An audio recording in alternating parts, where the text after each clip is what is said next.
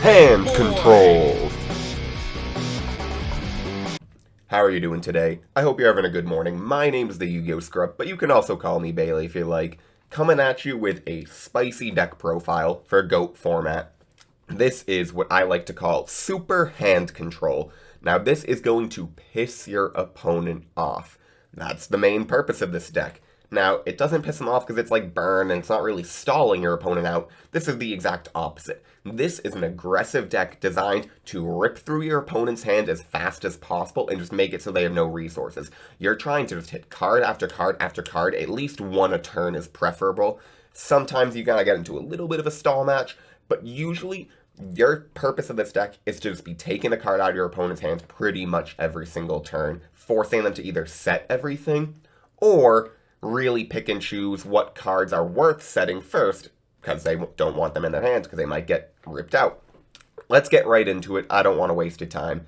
We start with 3 Festalos. This is one of my personal favorite monarchs. Ignore the stupid burn damage. It's nice. It can sometimes come in useful. It's really, really funny when you sack for Festalos and get a win because you burn your opponent for like 400 damage. Sometimes it happens. But what's really good, and the reason I like Festalos, is because on summon, it is a rip one out of your opponent's hand. Zaborg, Mobius, Grandmarg, all those other monarchs, while they're fantastic, when their effects work, they can sometimes fall victim, mostly Zaborg too, if your opponent doesn't have a monster. Well, it's a mandatory effect, and so you have to pop either one of your monsters or your own Zaborg. It's not good. Mobius, it's alright, but if your opponent doesn't have any back row, well, it's completely useless. It's just a big 2400 beater. Festalos, at the very least, every single time will be giving you one card out of your opponent's hand, assuming they have a card in their hand. Sometimes, obviously, that doesn't happen. They'll have no cards in their hand. But if they have no cards in their hand, well, hopefully you can just kind of push through all their back row and monsters and then win the game anyways because they're out of resources. So Festalos is one of the best ways of just keeping advantage with monarchs, because you tribute summon, you get rid of one of your monsters, well, you get a card out of your opponent's hand, so it kind of breaks even there. Next, we have Don Zalug. I'm running 2 of these. You don't want to run 3 in this deck. 3 of them, although it's great, the whole idea is hand control. You'd think, well, wouldn't you want one of these as often as possible? Well, yes. The thing is, we don't really have a hard time in this deck getting to Don Zalug, and if you run 3, the problem is you can get more than 1 Zalug in your hand, and they're not that big of a beater. And so you can't really summon it to get over monster. You're really there to summon it when your opponent is on open field, or maybe you already have 1 big beater, so you summon it alongside another monster, and then it can poke in for damage and get a card out of your opponent's hand. But you really don't want to be running 3 and start having 2 or 3 Don Zalugs in your hand, and then turn after turn you can't do anything with these cards. Next, Spirit Reaper. Running 2 of these, because again, rips a card out of your opponent's hand. That is the purpose of this deck. So this is the first 8 cards, or 7 cards I should say. You basically see where the kind of foundation of this deck has come from. A lot of cards designed to rip a card out of your opponent's hand. Same thing with Don Zalug though. You don't want too many Spirit Reapers. It's a little bit better because it can kind of act as tribute fodder because he can't be destroyed by battle. But of course he has his targeting effect where if you target him with something not like Book of Moon or certain other cards, then he'll destroy himself, which just isn't very good. And then 2, he's not very powerful, so there's very rare times. Basically, you have to be doing direct damage if you want to get a card out of your opponent's hand with Spirit Reaper. So if you can't do direct damage, you just don't want him in your hand, and then again, that's why you don't want 3. Though, he's not a flip effect, so sometimes he can be good to kind of set as bait for a nobleman. So, to go with all of these monsters, well, let's think. Festalos is a tribute, so you need a monster on board. Don Zalug and Spirit Reaper are both darks, both under 1500 attack. Naturally, that led me to go with Mystic Tomato as the kind of recruiter engine for this deck. They can summon both Don Zalug and Spirit Reaper. It's fantastic because sometimes you can just summon Mystic Tomato, attack like a giant rat, or just attack an opponent's monster, die purposefully to it, and then get a Zalug or Spirit Reaper. And it can then kind of keep your plays going, keep you getting cards out of your opponent's hand. Sometimes you can just set it. It makes you Nobleman immune. Also, you can just kind of go through your tomatoes, and at the very end, maybe go to a Sangan, because it just works perfectly with the tomato engine, and then sack for a Festalos the next turn. It just works really well with all these dark monsters, cards that can't be destroyed by battle, cards that get cards out of your opponent's hand, Sangan. It's the perfect recruiter for this specific deck. Next, we have DD Warrior Lady and Exiled Force. Just a small warrior engine, 2 cards that are kind of removal for your opponent. Sometimes this deck can struggle because we don't have the biggest, beefiest monsters or monsters that have effects of just like get rid of your Chaos Source or BLS, whatever that monster might be. Exiled Force and DD Warrior Lady are those monsters that we have that kind of act as that purpose. If your opponent is sitting on, say, a Chaos Sorcerer or just a big monster, search Exiled Force or summon Exiled Force, get rid of it. Boom. Same thing with DD Warrior Lady. Summon, attack, get rid of it. Jinzo, it works really, really well in this deck. It's another tribute fodder, same kind of thing as Mystic Tomato, where you can just sack over a Sangan or sack over a tomato for it. But its ability to stop traps is fantastic. One of the biggest things with this deck is you have to keep attacking, so you're pretty susceptible to things like Mirror Force, Book of Moon, not Book of Moon, Mirror Force, Sakuretsu Armor, Torrential Tribute, things like that. Jinzo says no. If you can get a Jinzo on field, it really helps you just go Zalug, attack, attack. Like, he basically is sitting there to act as a safety net. And if your opponent Book of Moons it, you just go, okay, I'm going to attack next turn. You just don't have to attack right away, because probably they're going to try to get rid of it somehow. Finally, for the monsters, I'm running 2 Magician of Faith.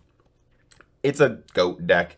Sometimes there's not that many monsters, and so, although these you want to hold in your hand for later in the game, you don't really want to set these too often, because you want to kind of hold them, and when you need a specific spell card, you can go and get it.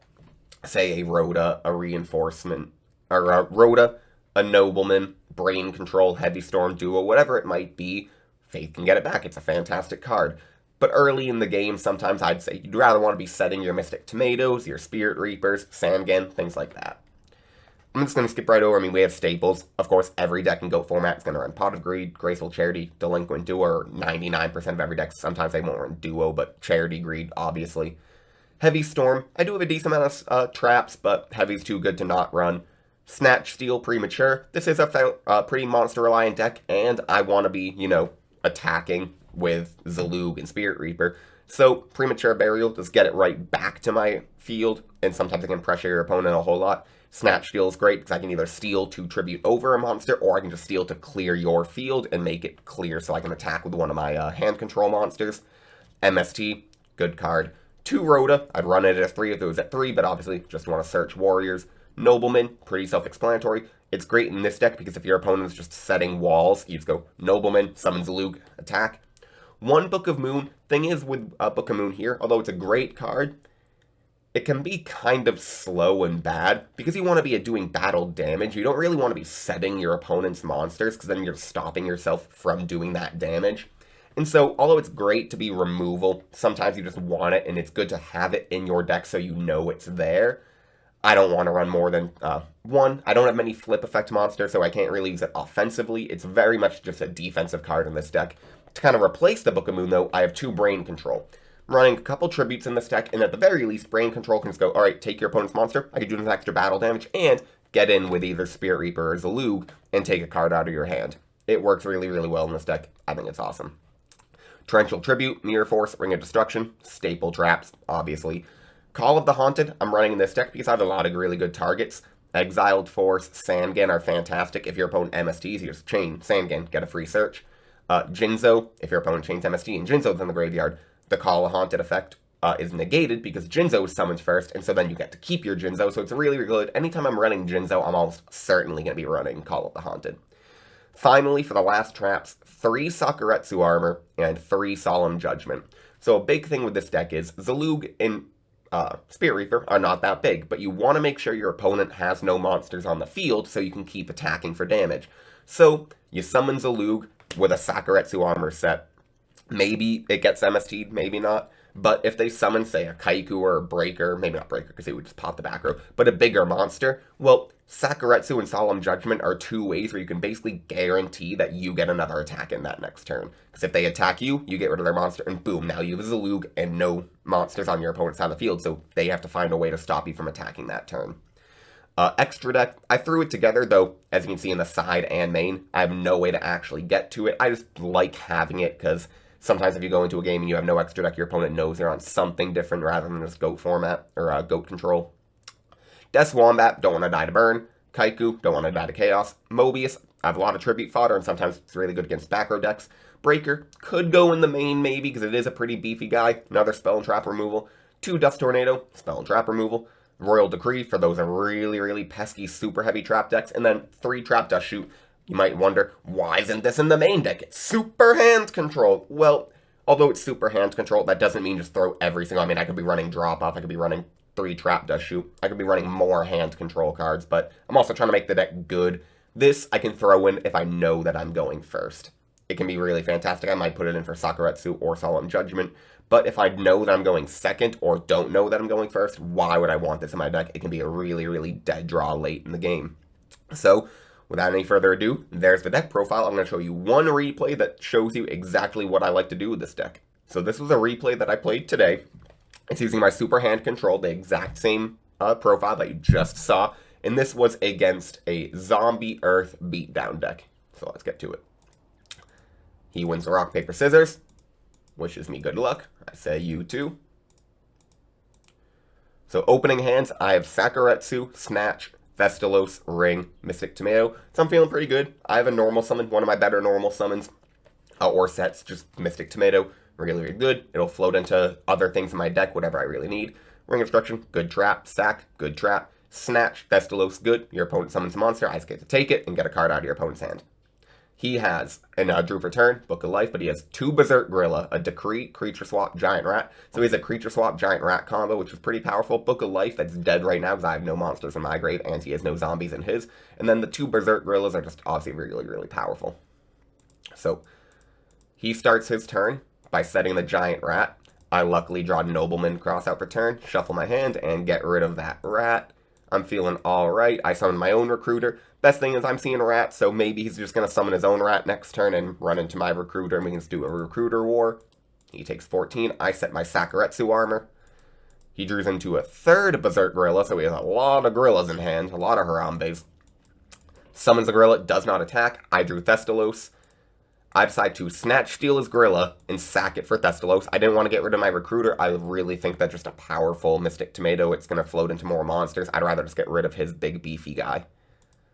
So, I hit the Creature Swap out of his hand, pretty powerful card. Decide to turn my Tomato to defense mode. I just don't want to run into a Mirror Force here. My thinking is 2400 damage isn't bad.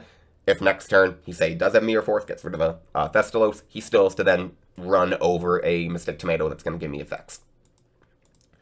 Takes 24, draws Spirit Reaper for turn.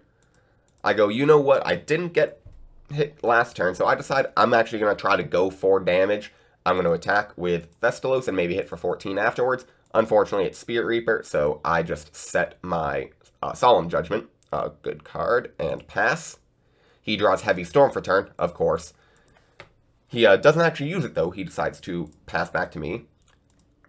I set my 2 cards, my Ring of Destruction and Spirit Reaper, pass back to him. So, of course, I don't know he has Heavy Storm. He draws Torrential Tribute. He heavies right away. I decide to Solemn. He tries to chain Royal Decree. I remind him that Solemn is a spell speed 3, so he cannot chain whatever he decides to set the card. And so I have free knowledge that he has a Royal Decree on the ground. That makes me feel pretty good because I know that he's probably not running Royal Decree plus a lot of battle traps. So I feel pretty confident that I don't need to worry about a bunch of other kinds of traps. I draw a 3rd Thestalos. So I have 1 on field and then 2 in hand. Decide to ring the Spirit Reaper. I know that he is Royal Decree, but my thinking is Spirit Reaper will die anyway because I targeted him. And so I can just clear his board no matter what. Flip a Reaper of my own, and there we go. That is game 1. That was a lot of damage plus a card rip. So I'm going second again this match. Opening hands for game 2 are Rhoda, Spirit Reaper, Sangan, Zalug, Magician of Faith. So, pretty monster heavy hand for me. Do have a spell for Magician of Faith, so it's not super, super dead, though it would take some turns to set up. Do have a Zalug and a Spirit Reaper, so I have both of my hand control cards and a Searcher. He has Nobleman, Ryukoki, Injection Fairy Lily, Sakuretsu Armor, and Book of Life, so we now see that he has a Fairy Lily for the Giant Rat. Pretty good Earth monster to search. Another Book of Life, so decent cards, but only 1 normal summon. He draws Book of Moon for turn, sets the Book of Moon, passes. I'm feeling alright. I'm deciding, you know what, he left an open field. I'm probably going to summon one of my hand control cards. I don't know which one, though. Decide to go with Spirit Reaper, thinking it can't be destroyed by a battle. It's also the weaker one. So kind of just sits there, and you know what, it lets him have to figure out what to do next turn. Poke in for 3, though he has Book of Moon. I think it was the right set, because, I mean, now it can't be destroyed by battle.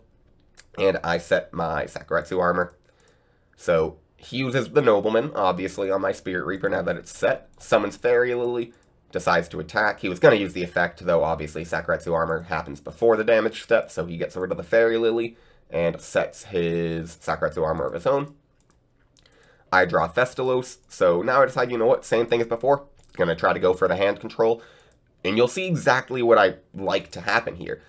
If he doesn't use a card, I eat a card from his hand. So because of just the inherent pressure that Zalug and Spirit Reaper put on your opponent, it forces them to react with cards they might want to wait. He might have loved to use that on a Thestalos. It's a lot more damage, it's a bigger monster, you'd also be getting a tribute off of my field, and then you get to kill the Thestalos. But he's like, do I lose a card right on my hand, or do I get rid of the Zalug? So he gets rid of the Zalug. I think it probably was the right choice. I set just a bait reinforcement, because I don't really need it right now. Figured if he has an MST, I can try to eat it. Summons a Gorilla, 2k to the face. Thank you, Harambe. And he sets his own Book of Life as a bait. I draw Graceful Charity. Good draw. Search. I decided to Rhoda for Exiled Force first. My thinking is I'm about to Graceful Charity. I want to thin my deck as much as possible, and I just don't want to draw into cards that I could search from Rhoda. So I draw Spirit Reaper, Brain Control, and Kaiku. So I got the Exiled Force because I was thinking, at the very least, if I don't get anything good from Graceful, I can just summon Exiled and get rid of the Gorilla. But now that I draw Brain Control and I have a Thestalos in hand, I'm like, this is actually pretty good, because I can clear his monster, get a card out of his hand, and it would be not bad.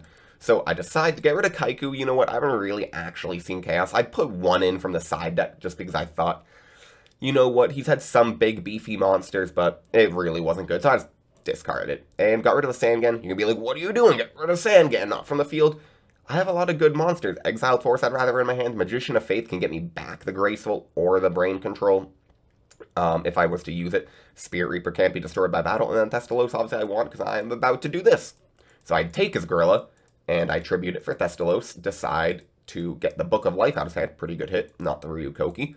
Smack him for 24 and pass back to him. He draws a third Book of Life. One thing, I like zombie decks too. I only run 2 Book of Life. I think it's a little bit much to run 3. It can be very, very powerful. I mean, it's a monster reborn, but you're reliant on your opponent having a monster in the graveyard, and you need a zombie in yours. Now, Pyramid Turtle, there's plenty of zombies, plenty of good zombies that you can get into the graveyard pretty quickly, but 3 Book of Life, you just run into situations like this where you have just got rid of one from your hand, and then you had one on the field, and you drew another. Like, if I didn't, say I hit the Ryukoki, he would have 3 Book of Lives to his name, and that's it. So I draw a Pot of Greed. Nice. Can never complain from a top deck Pot of Greed. I get Judgment and Zalug, so I'm feeling A-okay here. I mean, I draw Solemn Judgment. He's very low on cards. That just is a basically win button. I summon Zalug. Decide to smack him for 14, and I hit the Koki out of his hand. Hit him for 24, so he is now at 1,800. I'm at 52,000 life points, or 52,000, 5,200. Set my Judgment. He draws Premature, goes for Book of Life, targets Ryukoki and Sangan. I go, you know what? I was thinking of Judgmenting, but my thought process here is, okay, he gets Ryukoki. I don't really need the Sangan. I have no way to get out of the grave at the moment. So if he gets Koki, he can either trade with my Thestalos and then leave me with the Zalug.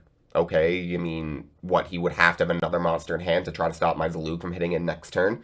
Or he can summon Koki, attack over the Zalug, and then next turn I can just summon Exiled Force, pop, and hit for game with Thestalos. So he gets rid of Sangan. Decides to Premature. This was a little bit risky because he might have a normal summon in his hand, but I decide to hit him with the Solemn Judgment. If I can keep more monsters than he does, I just automatically win the game, I'm pretty sure. So he decides to hit for 1,000 over the Zalug. And exactly like my game plan, he sets the Book of Life just as a bluff. And here we go. Exiled Force, Tribute, Koki, game. And GG's. So, that was it. If you like this deck profile and like this video, please give it a like. Subscribe to this channel. I'm going to be doing a lot more Yu-Gi-Oh! Content. Please, please, please help it grow. It really, really does help. Thank you for watching. I'm the Yu-Gi-Oh! Scrub. I hope you have a good day. Goodbye.